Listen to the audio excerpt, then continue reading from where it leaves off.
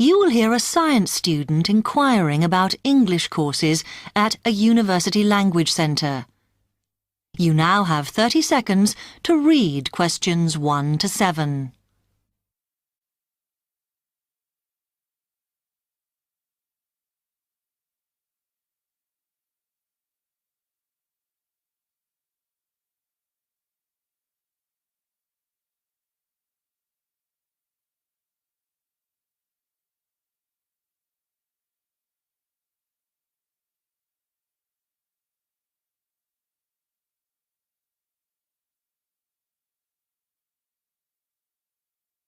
Hi, I've come to ask about the English courses you run for international students. Oh, right. I assume you're a student at the university. Yes, I've just started. Okay. Well, we've got a range of courses. It depends what you think you need and how much. Oh. We can't run everything at the same time, though. So, for example, in this first term, we are just doing a writing course. I see. That sounds quite useful. What else is there? Some of the courses only run for single terms, and we tend to focus on what students have difficulty with. That means we don't usually do speaking courses, but next term you can do listening. Oh. That'll help you with lectures and things. Our provision is all based on what the majority of our international students need. So is everything term-based? There's nothing that you run all year? Well, let's have a look. Yes, there is a class for vocabulary and grammar every term. That's for everybody, but it's split into 3 or 4 levels. And what about in the holidays? We don't do anything during the winter or spring break. Oh. But over the summer, there's just general classes because that's what most students want. A bit of everything. Mm-hmm. Okay, quite a variety then. I'll have a think about what I really need because I haven't got much time. Do you have about 20 students in each class, the same as our science seminars? We try to keep it at about 12 and certainly not more than 15. It's important for language classes. They're very different from your normal courses. Right. And how much are the classes? The rate varies depending on how many hours you attend, but you shouldn't have to pay. Usually, the department will fund you and even sort out which classes you need. Brilliant. It would be quite useful for me to have a certificate to take back to my country. Do you put us in for exams? Yes, but we don't like them to clash with your main course exams in June, so we run them in May. Oh. That leaves you time for revision. Do I have to sign up for something now? I'm not quite sure what I want. Classes haven't quite started yet, so you've got time to decide what you do. All we insist is that you sign up before week 5. That gives you about 3 weeks to decide. Okay. You now have 15 seconds to read questions 8 to 10.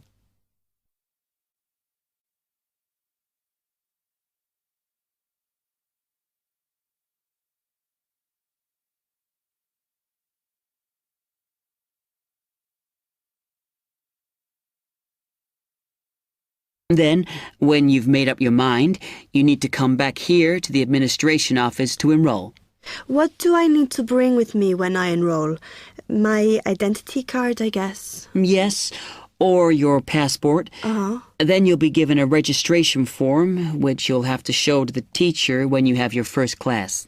Okay. And should I ask my tutor about which classes I should do then? Yes. Then you get a note from him and give that to the desk when you register. Can I use the computers here as well? Yes. You'll be given a password when you go to your first class. So remember to bring a disk with you to save your work on, as you won't be allowed to save it on the hard drive. Okay. Will I need anything else? Dictionary?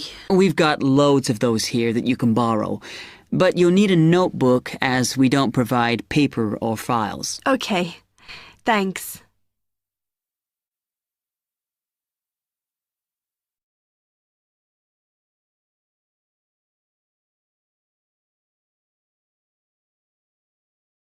That is the end of part 1. You now have half a minute to check your answers.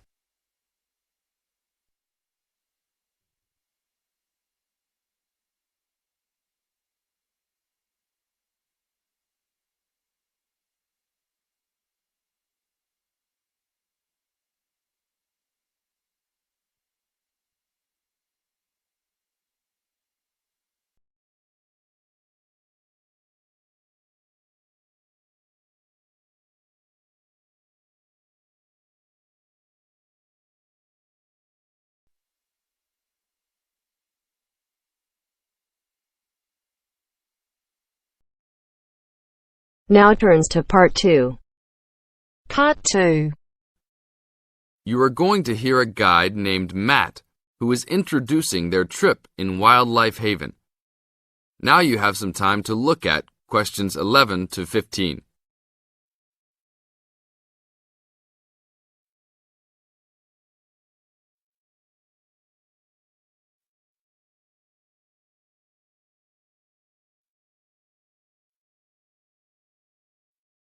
Now listen to the first part of the introduction carefully and answer questions 11 to 15.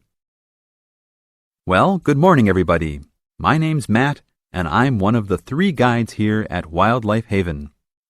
Our job is to make sure that you all have a great time here with us and go home feeling happy and relaxed. As you can see, we're away from the city in a remote area between a national park and the sea. To encourage you to relax, there are no radios or TVs, and the only phones and newspapers are in the office. So, if peace and quiet is what you've come for, this is the place to be. From your cabin on the hill, you'll find you have the national park behind you, and you can look out from the sea from your front balcony. Your luggage will be unloaded from the bus and taken to your rooms in a few minutes. Once you have picked up your key at reception, please locate your room and check that all your luggage has arrived. The daily program here at Wildlife Haven is flexible and only as demanding as you want it to be. You should each have a brochure setting out the facilities and various walking tracks you can take. And on the bus, you are given a green sheet setting out a number of group tours in the coming week. If you want to join any tour, just write your name and room number on the relevant sheet along the wall here. Tomorrow, there is a beachcombers and rock hoppers tour exploring marine life in the rock pools along the beach. Or, if you'd prefer to go inland, there's a guided forest walk that takes you off the walking tracks. If you want to catch some lunch, you could join the beach fishing expedition. And at night, you'll see there is a moonlight forest walk that leaves each night at 7 p.m. So there is plenty to choose from at Wildlife Haven, and of course, that includes just sitting on your balcony watching the waves roll in.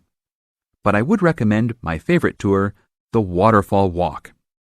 This departs at sundown each day and also provides the opportunity to have a moonlight swim. Now you have some time to look at questions 16 to 20.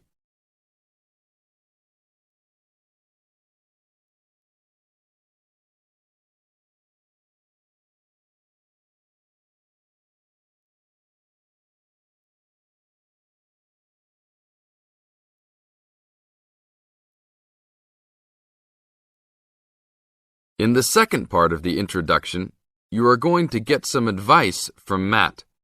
Listen carefully and answer questions 16 to 20. You've chosen to visit us in January, which is one of our hotter months. And although you may be tempted to wear a minimum of clothing, you should always take precautions against injury, particularly in the national park. This includes sensible footwear. You'd be surprised how many of our guests ignore this advice and end up being sorry. And socks are a good idea too. And even though you might be under trees a lot of the time, it's a good idea to wear a hat in this hot climate. There's no need to be too concerned about walking in the national park, provided you use common sense. It's true that there are poisonous spiders in the park, but they are really more frightened of you than you are likely to be of them. I should also warn you against eating any wild berries. Some are edible, but you should avoid them all. We'll provide all the food you can eat. Well, that's about all for now. Dinner is from 6 to 8 p.m. in this building.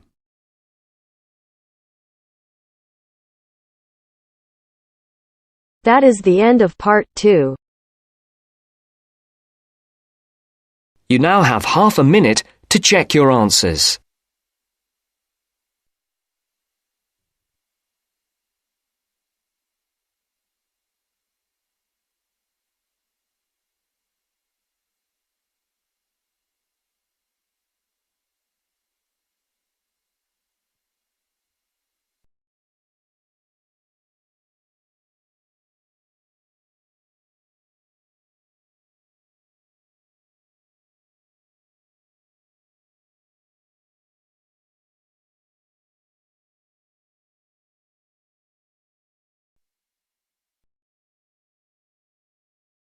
Now turns to part 3. Part 3. To hear a reporter from the New York Times who is presenting a news report prepared by Dion Searcy and Robert Gebeloff on the topic Middle Class Shrinks, further as more fall out instead of climbing up. First, look at questions 21 to 23.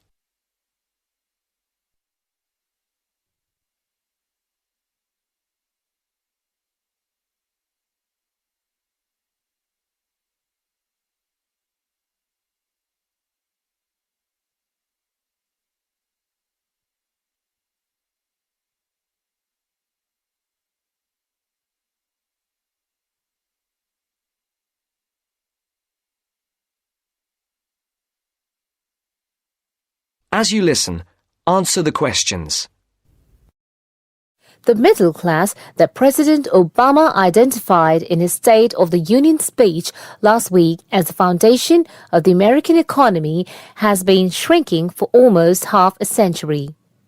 In the late 1960s, more than half of the households in the United States were squarely in the middle, earning, in today's dollars, $35,000 to $100,000 a year.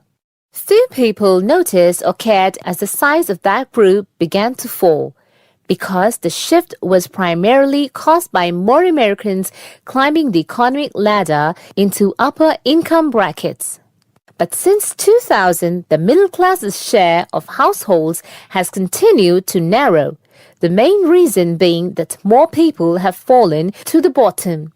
At the same time, fewer of those in this group fit the traditional image of a married couple with children at home, a gap increasingly filled by the elderly. This social upheaval helps explain why the president focused on reviving the middle class, offering a raft of proposals squarely aimed at concerns like paying for college education, taking parental leave, affording childcare, and buying a home.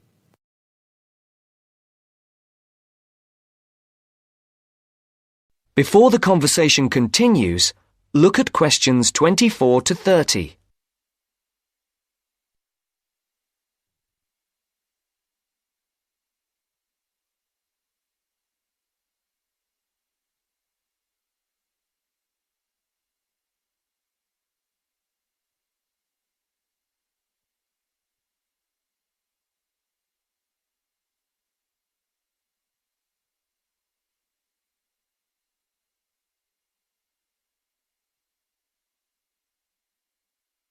Now listen to the second part of the discussion.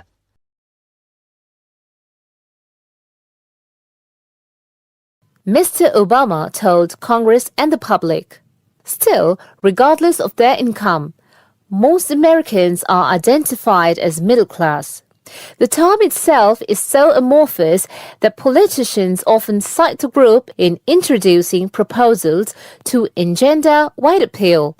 The definition here starts at $35,000, which is about 50% higher than the official poverty level for a family of 4 and ends at the 6-figure mark. Although many Americans in households making more than $100,000 consider themselves middle class, particularly those living in expensive regions like the Northeast and Pacific Coast, they have substantially more money than most people. However, the lines are drawn. It is clear that millions are struggling to hang on to accoutrement that most experts consider essential to a middle-class life. I would consider middle class to be people who can live comfortably on what they earn, can pay their bills, can set aside something to save for retirement and for kids in college, and can have vacations and entertainment, said Christine L. Ovens, Executive Director of the National Employment Law Project.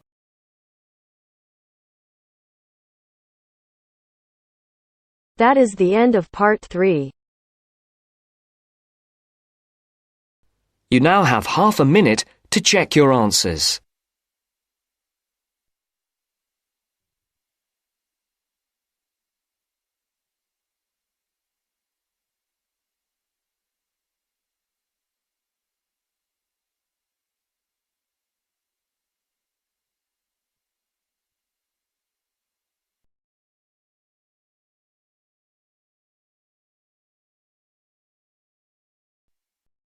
Now turns to part 4.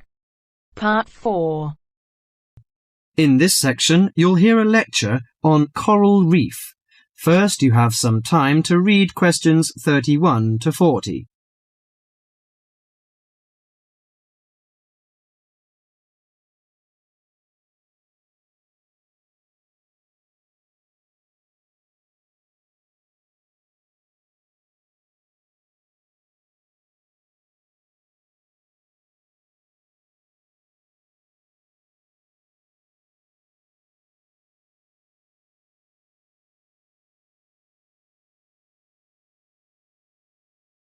Now listen carefully to the lecture and answer questions 31 to 40.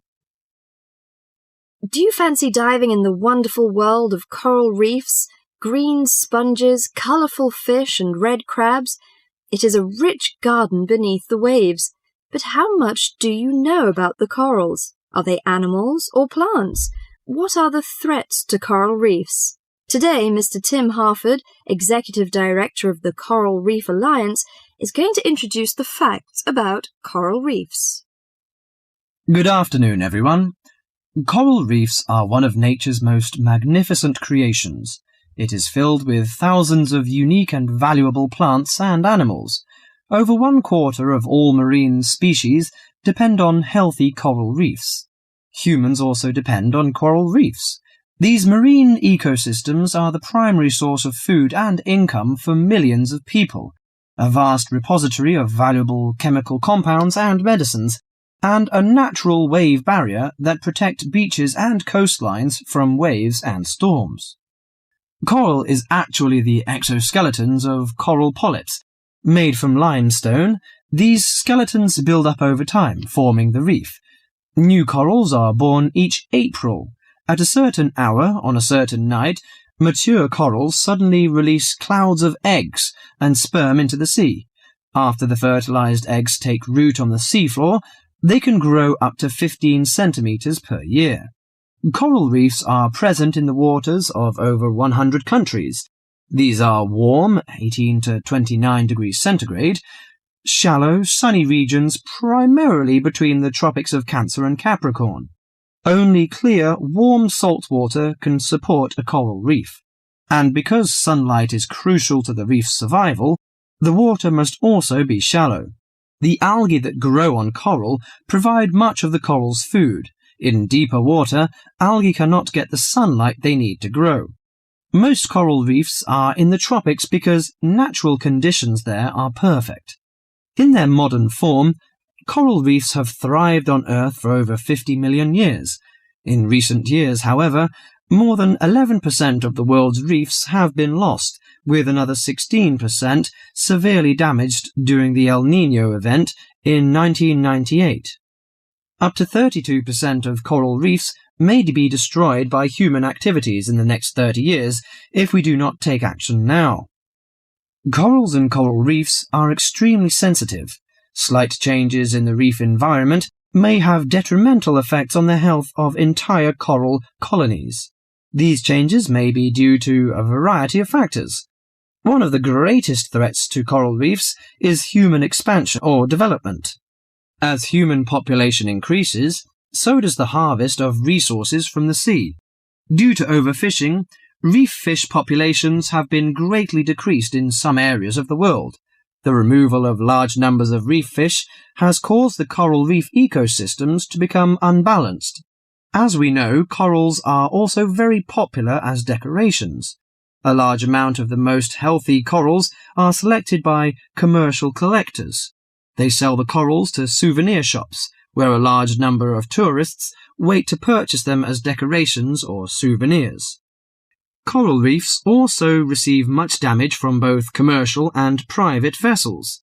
The leakage of fuels into the water and the occurrence of spills by large tankers are extremely damaging to local corals. Although much of the coral reef's degradation is directly blamed on human impact, there are several natural disturbances which cause significant damage to coral reefs. The most recognized of these events are hurricanes or typhoons, which bring powerful waves to the tropics. These storm waves cause large corals to break apart and scatter fragments about the reefs. Home to a diverse community of creatures, coral reefs are underwater treasure chests of color and activity. Predators and prey swim and crawl among the coral in nature's never-ending dance of life and death. This lively, fascinating world beneath the waves is just waiting to be explored. That is the end of part 4. You now have half a minute to check your answers.